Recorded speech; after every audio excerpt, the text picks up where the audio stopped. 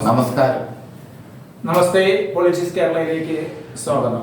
ഷാജി, ശ്രീധരൻ, ഇന്നത്തെ നമ്മുടെ ചിന്താ വിഷയം, വാർത്താ വിഷയം, ചർച്ചാ വിഷയം ഷാജൻ സ്കറിയയാണ്.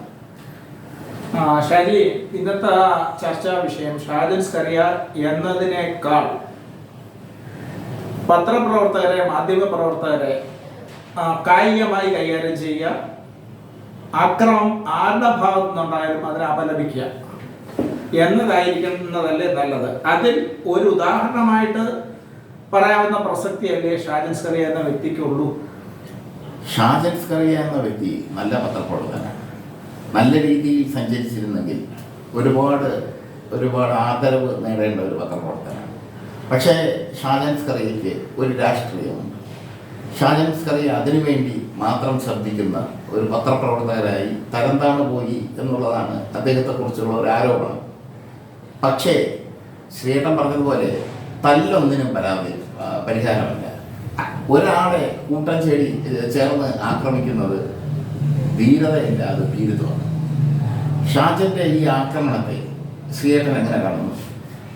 ഷാജൻ സ്കറിയ ആക്രമിക്കപ്പെട്ടത് ഏത് സാഹചര്യത്തിലാണെന്നുള്ളത് ഇപ്പോഴും വ്യക്തമല്ല. ചില കോണുകളിൽ നിന്നും ഇന്ന അഭിപ്രായങ്ങൾ പറയുന്നുണ്ട്. ഒന്നാമതായി പറയുന്നതും ജനം ധരിക്കുന്നതും മുഖ്യമന്ത്രി സാക്ഷാൽ പിണറായി വിജയൻ ഇറങ്ങിവന്ന് ഷാജൻ പോയ വഴിയിൽ ഒളിച്ചു നിന്ന് സ്വന്തം ഗുണ്ടകളെ വിട്ട് തല്ലിച്ചെന്നാണ്. അപഹാസ്യമാണ് ചിന്ത. പിന്നീട് പറയാവുന്നത് ഡിവൈഎഫ്ഐക്കാർ തല്ലിയെന്നാണ്. ഇതിന്റെ രണ്ടിന്റെയും സത്യാവസ്ഥ എന്താണെന്ന് ഇപ്പോൾ തെളിഞ്ഞുകൊണ്ടിരിക്കുകയാണ്. പിന്നെ ഈ ഷാജൻ എന്ന് പറയുന്ന വ്യക്തി മുഖ്യമന്ത്രിക്ക് നേരെ അദ്ദേഹം നടത്തുന്ന പരാമർശങ്ങൾ, വ്യക്തിഗതമായ ഒരുപാട് ആരോപണങ്ങൾ നടത്തുന്നുണ്ട്. പക്ഷെ ഇതൊക്കെ പിണറായി വിജയന് കൊതുകുകടി പോലെ നിസ്സാരമായിട്ടിലേക്ക് എത്താൻ പറ്റൂ? അദ്ദേഹം അതൊരു പ്രതികാര മനോഭാവത്തോടെ കരുതുന്ന വ്യക്തിയാണോ? എന്തുമാത്രം സമര തീ കടലുകളെ നീന്തി കയറി വന്ന ഒരു വ്യക്തിത്വമാണ് ശ്രീ പിണറായി വിജയൻ്റെത്.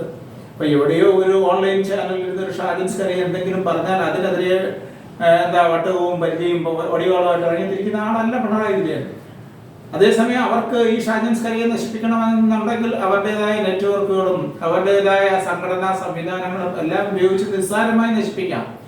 അധികാരത്തിന്റെ ഇതിൽ വിട്ട് തന്നെ, അധികാരത്തിന്റെ കാര്യങ്ങൾ ഉപയോഗിച്ച് തന്നെ അവർക്ക് ഷാജൻ സ്കറിയെ നശിപ്പിക്കും. പക്ഷെ ആ രീതിയിൽ അവർ പ്രവർത്തിക്കുന്നില്ല എന്നാണ് മനസ്സിലാക്കാൻ കഴിയുന്നത്. ഇനി ഡിവൈഎഫ്ഐയിലേക്ക് വന്നാൽ അതൊരു സംഘടനയാണ്. ആ സംഘടനയിൽപ്പെട്ട ചില വ്യക്തികൾ സ്വാഭാവികമായി വ്യക്തിപരമായ കാര്യത്തിന് ഷാജനെ ആക്രമിച്ചിട്ടുണ്ടെങ്കിൽ അത് തെളിയിക്കപ്പെടേണ്ടതാണ്. ഇപ്പൊ മുഖ്യമന്ത്രി ആക്രമിപ്പിക്കുകയോ ചെയ്താലും അത് തെറ്റ് തന്നെയാണ്. ആരെയും തല്ലാൻ പാടില്ല. പക്ഷെ അതിനൊന്നും കേരള മുഖ്യമന്ത്രി ഇറങ്ങി പുറപ്പെടുന്ന ആളല്ല. അദ്ദേഹം വ്യക്തമായ ഒരു അഭിമുഖത്തിൽ പറഞ്ഞിട്ടുള്ളതാണ്. ആൾക്കാരോട് എനിക്ക് എതിർക്കേണ്ടി വരും.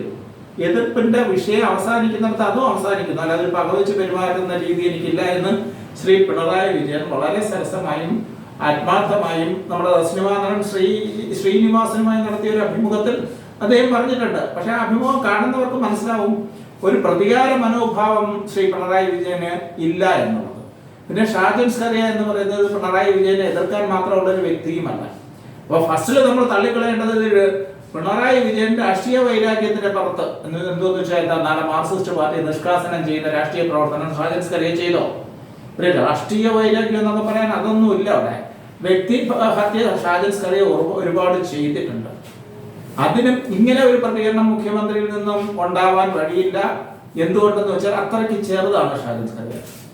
എന്ത് തന്നെ ആയാലും അക്രമം അതൊരിക്കലും ശരിയല്ല. ഷാജിക്ക് എന്തെങ്കിലും സൂചന കിട്ടിയിട്ടുണ്ടോ? ഷാജിന് നേരെ കിട്ടുന്ന സൂചന പ്രകാരം മാത്യൂസ് കൊല്ലപ്പള്ളി ഒരു പാറക്കോറി ഉടമയാണ് തൊടുപുഴയിലെ. അദ്ദേഹത്തിന്റെ നേതൃത്വത്തിലുള്ള സംഘമാണ് മങ്ങാട്ട് കവലയിൽ വെച്ച് ആക്രമിച്ചത്. ഷാജൻ ഡിവൈഎഫ്ഐക്കാരാണ് ആക്രമണത്തിന് പിന്നിലെന്ന് തെറ്റിദ്ധരിച്ചത്. ഇതേ കവലയിൽ ഡിവൈഎഫ്ഐയുടെ ഒരു പ്രതിഷേധ പ്രകടനം ഒരു സമ്മേളനം നടന്നിരുന്നു. ഈ സമ്മേളനത്തിൽ SFI നേതാവ് ശിവപ്രസാദൊക്കെ പങ്കെടുത്തു.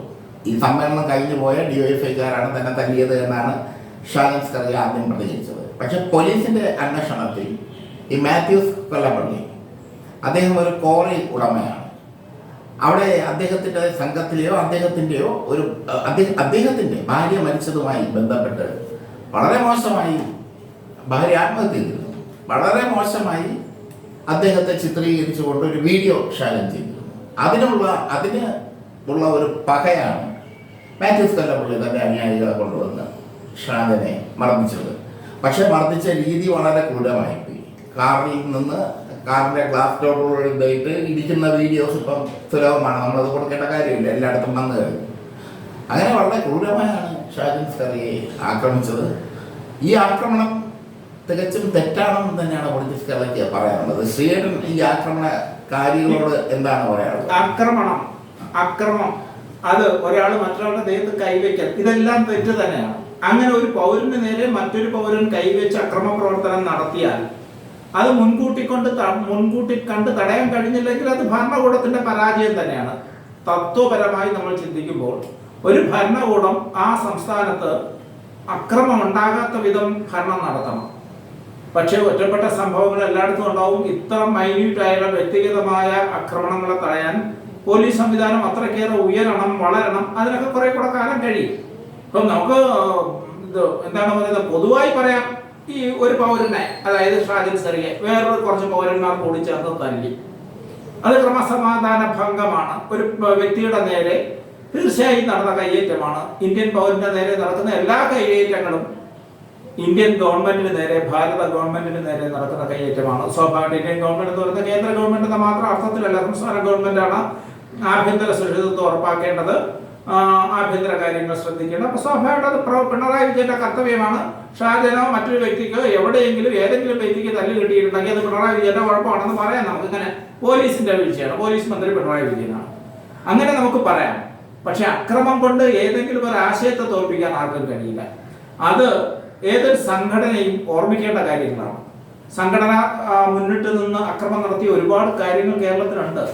പക്ഷെ അവിടെയെല്ലാം ആക്രമണം നടത്തിയവരല്ല വിജയിക്കുന്നത്, അക്രമത്തിന് വിധേയമായവരാണ് വിജയിച്ചു വരുന്നത്. ഇവിടെ ഒരു ആശയ സംഘടനമില്ല എന്നാണ് മനസ്സിലാവുന്നത്. ഇപ്പം വ്യാജവാർത്ത അടിച്ചതിന്റെ പേരിൽ ഒരാൾ കയറി ആക്രമിച്ചുവെങ്കിൽ അത് രണ്ട് വ്യക്തികൾ തമ്മിലുള്ള പ്രശ്നമാണ്, അവിടെ ഒരു ആശയപരമായ പ്രശ്നമില്ല. പക്ഷേ പത്രപ്രവർത്തകർക്ക്, മാധ്യമ പ്രവർത്തകർക്ക് സുരക്ഷിതത്വം കൊടുക്കണം. ആ ലെവലിൽ നമ്മൾ തീർച്ചയായും ഷാജന് പ്രൊട്ടക്ഷൻ കൊടുക്കണം. കൊടുത്ത പ്രൊട്ടക്ഷൻ പര്യാപ്തമല്ല എന്ന രീതിയിൽ നമ്മൾ ഷാജന്റെ കൂടെ തന്നെ നിൽക്കും. ഒരു കാര്യവും അക്രമം കൊണ്ട് നേരിടാൻ പാടില്ല, ആശയപരമായി തന്നെ നേരിടണം.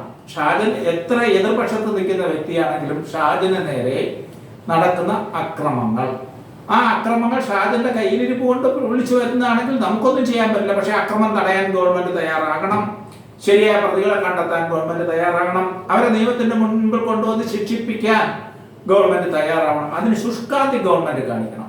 അതിന് വിട്ടുവീഴ്ചയില്ലാത്ത അഭിപ്രായം തന്നെയാണ് നമുക്കുള്ളത്. ഷാജൻ എന്നൊരു വ്യക്തി ആയതുകൊണ്ട്, അയാൾ ഗവൺമെന്റിനെതിരെ വാർത്ത അടിച്ചതുകൊണ്ട് അയാളുടെ നേരെ നടന്ന കയ്യേറ്റ ശ്രമങ്ങളെ അന്വേഷിക്കാതെ വിടാം, കണ്ണടയ്ക്കാം, അവഗണിക്കാം. അങ്ങനെയൊന്നും ചെയ്യുന്ന ഒരു പ്രവണത നല്ലതല്ല. പക്ഷെ ഇപ്പോഴത്തെ സർക്കാർ അങ്ങനെ ചെയ്തിട്ടില്ല എന്നാണ് മനസ്സിലാകുന്നത്. ശക്തമായ ഭാഷയിൽ മുഖ്യമന്ത്രി നിർദ്ദേശം കൊടുത്തു, പ്രതികളെ കണ്ടെത്തണം, അവരാര് തന്നെ ആയാലും മുഖം നോക്കാതെ നടപടിയെടുക്കണമെന്നാണ്. ഇത് ആശാസ്യമായ കാഴ്ചപ്പാടാണ്. ഇവിടെ പറയാൻ ഒന്നേ ഉള്ളൂ, സർവ പൗരന്മാരും അക്രമത്തിൽ നിന്ന് സംരക്ഷിക്കപ്പെടണം. പ്രത്യേകിച്ച് സത്യസന്ധമായ വിവരങ്ങൾ ജനങ്ങളിലേക്ക് എത്തിക്കുന്ന പത്രമാധ്യമ പ്രവർത്തകർ അക്രമത്തിന് വിധേയരാകാതെ നോക്കേണ്ട ചുമതല വളരെയധികം കരുതലോടെ സർക്കാർ ചെയ്യണം. സർക്കാരിന് നേരെ അനുകൂലമായി നിൽക്കുന്ന മാധ്യമങ്ങളുടെ നേർക്കായാലും പ്രതികൂലമായി നിൽക്കുന്ന മാധ്യമങ്ങളുടെ നേർക്കായാലും സർക്കാരിന്റെ കർത്തവ്യമായ സംരക്ഷണം എല്ലാവർക്കും പക്ഷഭേദമന്യേ കൊടുത്തിരിക്കണം. ഇതാണ് നമ്മൾ പൊളിറ്റിക്സ് കേരളയുടെ അഭിപ്രായം. ശരി ശരി, നമസ്തേ.